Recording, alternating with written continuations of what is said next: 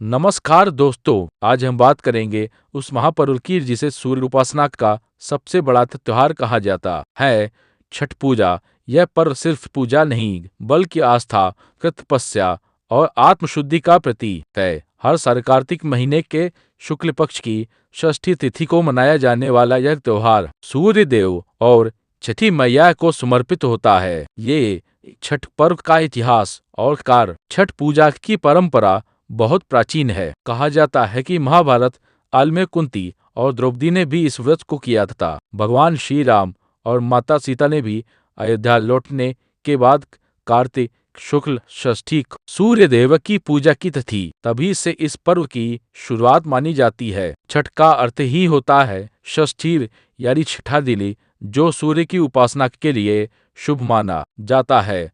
सूर्य देव को ऊर्जा, जीवन और स्वास्थ्य का प्रतीक माना गया है। इसीलिए इस पर्व में डूबते और उगते सूर्य दोनों की पूजा की जाती है। यदि छठ पूजा के 4 दिन, छठ पर्व कुल 4 दिनों तक चलता है और हर दिन का अपना महत्व होता है। पहला दिन नहाय खाए। इस दिन व्रती नदी या तालाब में स्नान कर के घर की शुद्धि करती हैं। उसके बाद शुद्ध और सात्विक भोजन बनाकर ग्रहण करती हैं। यहीं से व्रत की शुरुआत होती है।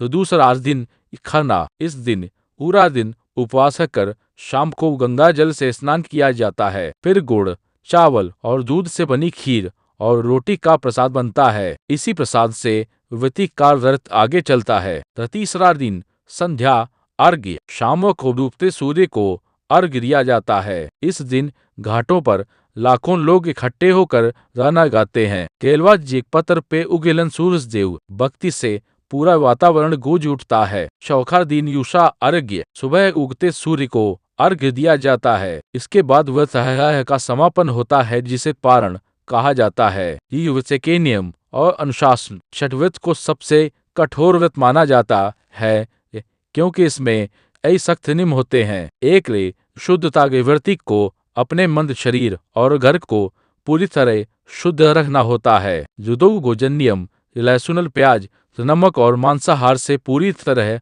परहेज किया जाता है। जिस 3 व्रत का पालन व्रती 3 दिन तक बिना पानी के व्रत कर उपवास करती है। 4 स्नान और वस्त्र, सूती वस्त्र पहनना और स्नान के बाद पवित्रता बनाए रखना अनिवार्य है। 5 प्रसाद की पवित्रता। प्रसाद को कांसे या पीतल के बर्तन में नहीं बनाना चाहिए। शेर, भक्ति और संयम मन में किसी के प्रति द्वेष या क्रोध नहीं रखना चाहिए। यह व्रत सिर्फ सूर्य पूजा नहीं, बल्कि संयम, श्रद्धा और शुद्धता का पर्व है।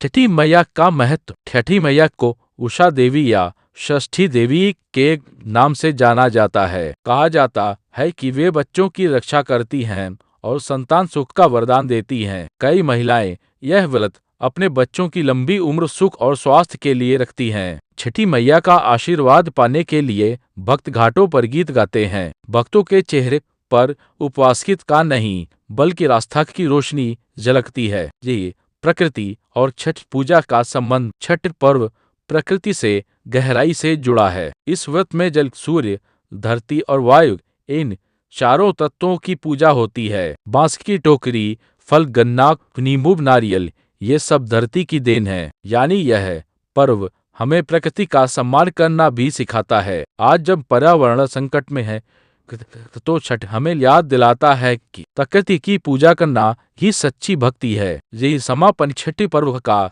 संदेश बहुत सरल है। शुद्ध मन में सच्ची भक्ति और प्रकृति के प्रति सम्मान। सूर्य देव की किरणें जब पानी पर पड़ती हैं और भक्त उनके आगे हाथ जोड़कर खड़े होते हैं, तो वह दृश्य केवल पूजा नहीं, बल्कि मानव और प्रकृति के मिलन का उत्सव होता है। तो आइए इस छठ पर हम सब भी यही संकल्प ले, सूर्य की तरह उज्ज्वल रहें और मैया छठी का आशीर्वाद सब पर बना रहे। जय छठी मैया।